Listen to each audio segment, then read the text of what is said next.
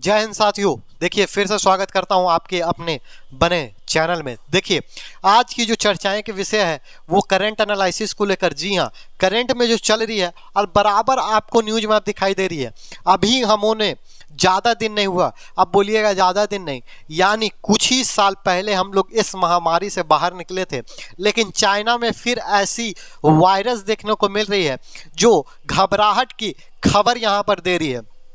तब जब वायरस की बात आती है, जब किसी स्वास्थ्य की बात आती है, तब बात उठती है किसकी? WHO की। जी हाँ, वर्ल्ड हेल्थ ऑर्गेनाइजेशन की। और आज हम उसी की यहाँ पर चर्चाएं करेंगे और एक एक पॉइंट उसके बारे में देखेंगे।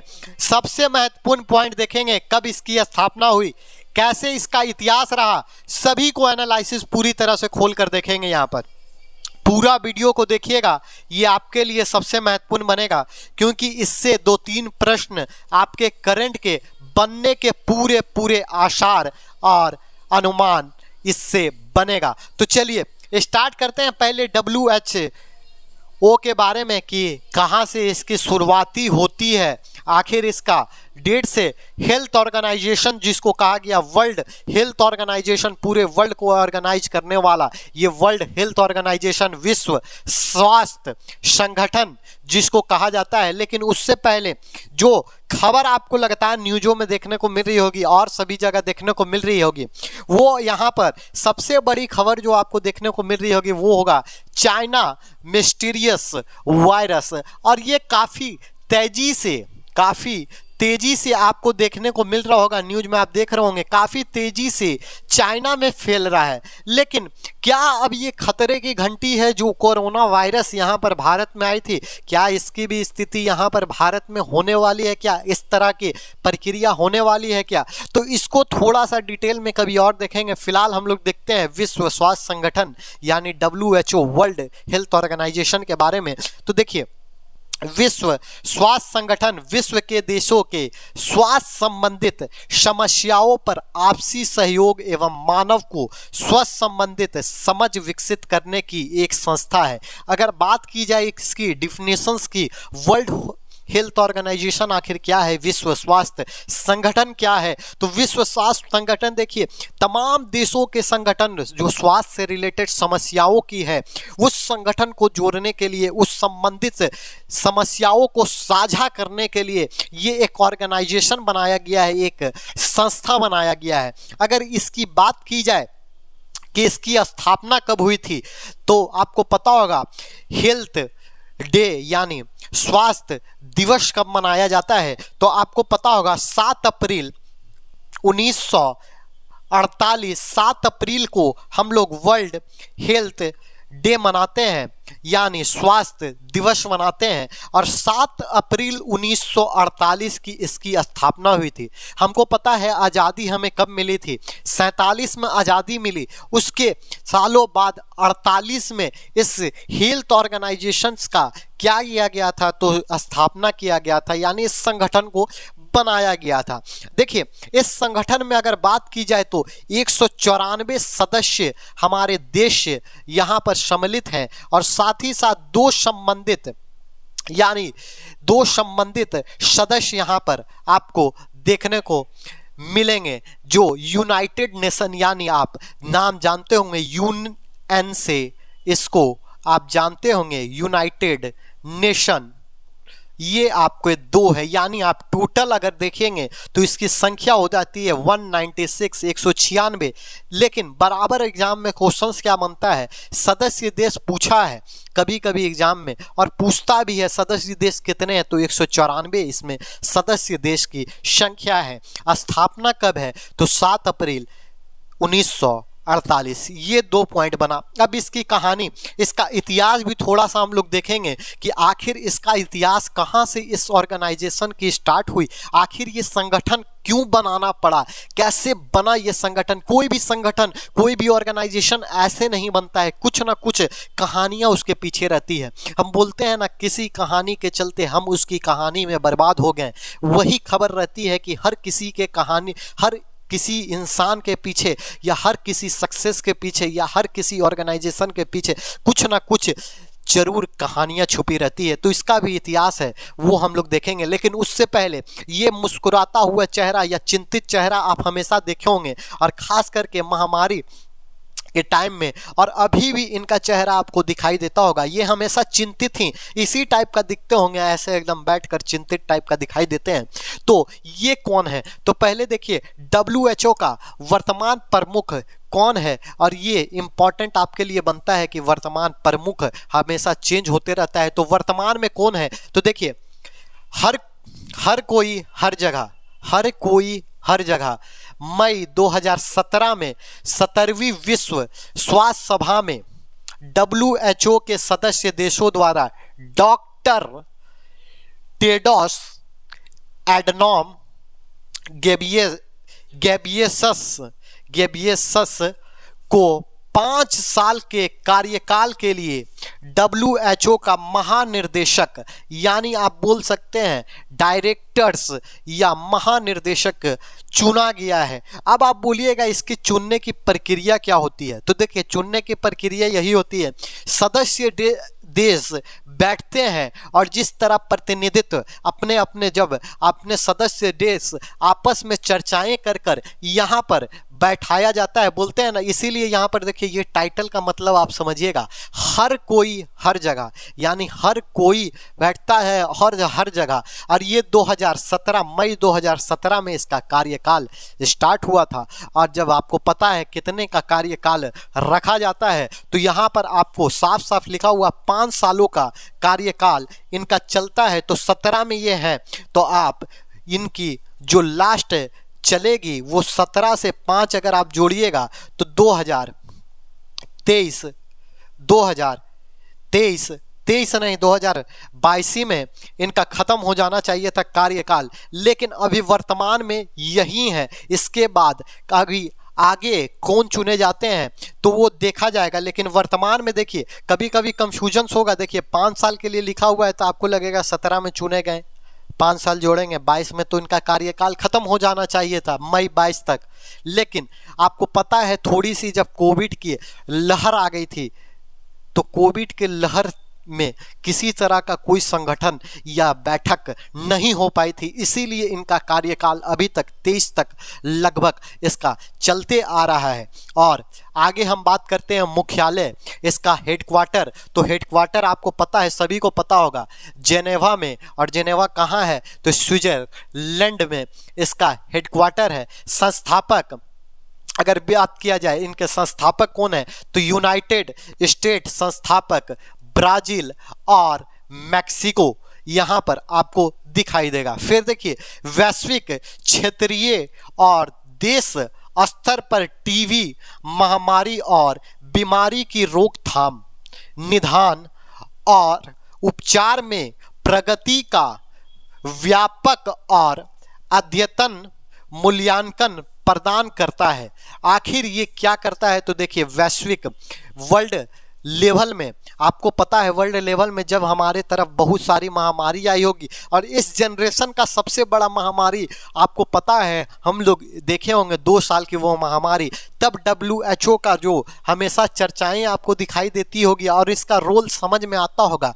तो यही निदान करने का काम, मूल्यांकन करने का काम हमेशा WHO निकालता था। और डाटा कैसे निकालता था? तो आपको पता है कैसे मूल्यांकन करके बोला जाता था कि इतने लोगों को कोविड का वैक्सीन लगा दिया गया है, जब वैक्सीन की बात आई थी तब, या जब वैक्सीन नहीं आया था जितने लोग डेथ हो रहे थे, मर रहे थे, मृत्यु हो रही थी, तो इसका भी मूल्यांकन WHO ही जारी कर रहा था। और बराबर आपको न्यूज में दिखाई देता होगा कि WHO ने आज कहा कि 1 लाख प्रति व्यक्ति की आज मृत्यु हो गई है। तो सबसे बड़ी त्राही का जो माहौल था, तो वो WHO हमेशा पर डे मूल्यांकन करके बताया करता था।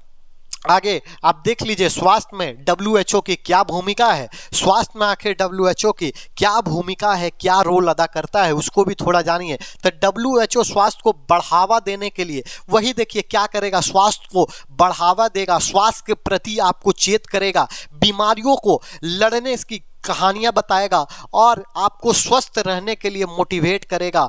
किस तरह से आप स्वस्थ रहिएगा वही काम करेगा ना सब ऑर्गेनाइजेशन। क्या तो दुनिया को सुरक्षित रखने के लिए कैसे बीमारी से, नए नए बीमारियों से सुरक्षित रहें और देश सुरक्षित रहे, पूरा दुनिया सुरक्षित रहे, पूरा वर्ल्ड सुरक्षित रहे, बीमारी से मौत ना हो, बीमारी से कोई दिक्कतें ना हो। फिर देखिए कमजोर लोगों की सेवा के लिए, कमजोर लोगों की सेवा के लिए मतलब कमजोर देश, यहाँ पर आप समझ सकते हैं, लोग नहीं, कोई कमजोर देश है जहाँ पर एक तरह की महामारी आ जाती है, वहाँ पर ये सहायता करने का काम करेगा। फिर दुनिया भर में काम करता है। फिर वही हमारा लक्ष्य यह सुनिश्चित करना है कि 1 अरब से, देखिए यहाँ पर क्या, 1 अरब से अधिक लोगों को सार्वभौमिक स्वास्थ्य कवरेज, यानी 1 अरब से अधिक लोगों को, सभी को अच्छी तरह से स्वास्थ्य प्रदान किया जाए और 1 अरब से अधिक लोगों को स्वास्थ्य आपात स्थिति में बचाया जा सके। यानी इमरजेंसी की आपको हेल्थ इमरजेंसी की जरूरत पड़ जाए तो उससे भी सुरक्षा करवाया जाए, उससे भी बचाया जाए और 1 अरब से अधिक लोगों को बेहतर स्वास्थ्य एवं कल्याण प्रदान करवाया जाए। जो मैंने वही कहा, जो इनका कार्य होता है वो लगभग आपको देखिए, लेकिन इसकी उत्पत्ति और एवं इसकी स्थापना कब हुई उस पर अब चर्चा करेंगे। लेकिन अभी तक अगर आप वीडियो को देख रहे हैं और अभी तक आपने वीडियो को पसंद करते हुए लाइक नहीं किया, दोस्तों के साथ शेयर नहीं किया है, तो वो करना नहीं भूलिएगा। क्योंकि देखिए लाइक और शेयर करने में पैसा आपका नहीं लगता है या किसी तरह का चार्जेस नहीं लगता है, लेकिन कंटेंट जिस तरह से यहाँ पर दे जाया जा रहा है तो अगर ज़्यादा से ज़्यादा लोग देखेंगे तो हम लोग थोड़ी सी मोटिवेट होकर और भी बेहतरीन लेवल का लाएंगे। अब यहाँ पर थोड़ी सी चर्चाएं हम लोग आगे बढ़ाते हैं और हम लोग देख लेते हैं कि आखिर WHO की उत्पत्ति, जो मैंने बताया था इतिहास आखिर क्या रहा है, इसकी उत्पत्ति कैसे हुई और साथ ही साथ इसकी स्थापना के पीछे की कहानी क्या है। तो देखिए अंतर्राष्ट्रीय स्वास्थ्य सम्मेलन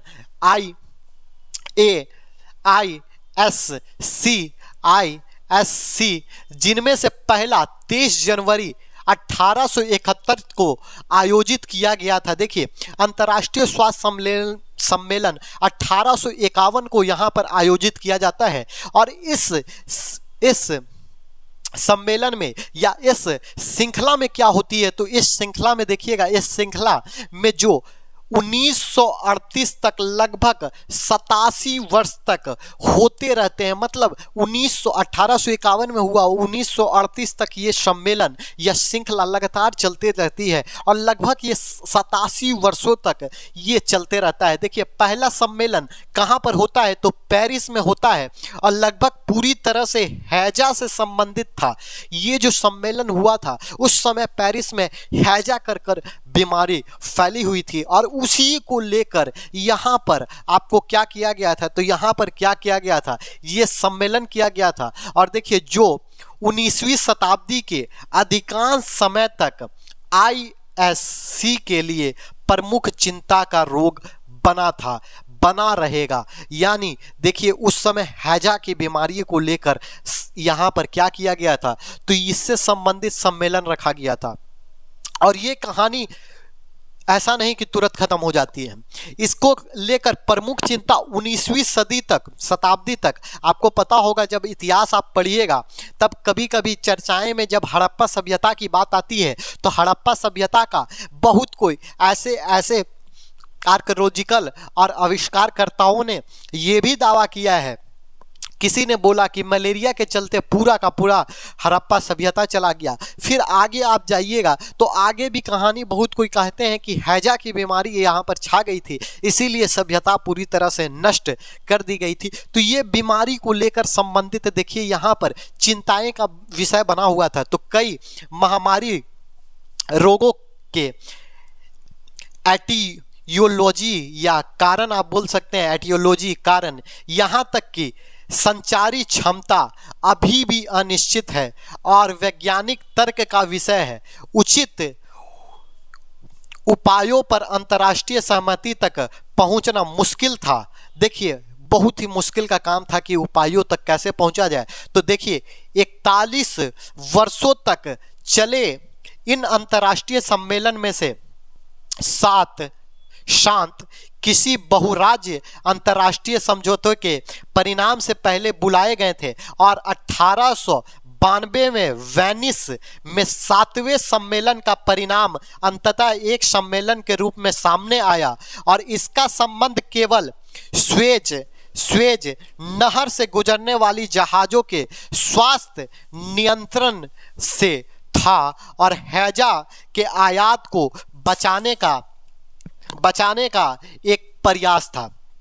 तो ये थी पूरी की पूरी जो उत्पत्ति और स्थापना की कहानी। और लास्ट में हम लोग इसका देख लेते, देखिए 1945 में अंतर्राष्ट्रीय संगठन पर संयुक्त राष्ट्र सम्मेलन के दौरान क्या होता है, तो चीन के एक प्रतिनिधित्व जैमिंग सेज ने नॉर्वेजियन और ब्राजीलियन प्रतिनिधित्व को एक संयुक्त राष्ट्र के तत्वाधान में एक अंतर्राष्ट्रीय स्वास्थ्य संगठन बनाने के लिए सम्मानित किया था।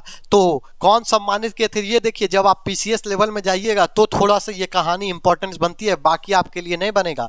और उसके बाद भारत कब इससे जुड़ा, ये सबसे इंपॉर्टेंट बन जाता है। तो भारत WHO से कब जुड़ता है, तो WHO से देखिए भारत हमारे बारे में 12 जनवरी 1948 भारत 12 जनवरी 1948 को WHO संविधान का एक पक्ष बन गया, यानी संविधान का एक पक्ष या एक कहानी संविधान के पेपर में एक छप गया 12 जनवरी 1948। और आप कमेंट करके बताइएगा, शुरू में ही बताया था 1948 को स्थापना हुआ था, 1948 को किस मंथ में स्थापना हुआ था वो आप बताइएगा। और दक्षिण पूर्व एशिया के लिए अगर बात की जाए तो WHO क्षेत्रीय समिति का पहला सत्र 4 से 5 अक्टूबर 1948 को भारतीय स्वास्थ्य मंत्री के कार्यकाल में आयोजित किया गया था। तो कब किया गया था, तो देखिए 4 और 5 अक्टूबर 1948 को स्वास्थ्य मंत्री के द्वारा कहां पर आयोजित किया गया था, तो आपके कार्यकाल यहां पर स्वास्थ्य मंत्रालय के आयोजन में भारत में किया गया था। तो देखिए इस कहानी को आपको कैसा लगा है ये आपको जरूर बताना है। और इसी तरह से करंट से जोड़ते हुए जो भी फैक्ट्स आएगा आगे हम लोग बात करते रहेंगे। तब तक के लिए इस वीडियो में इतना ही रखेंगे, तब तक के लिए जय हिंद।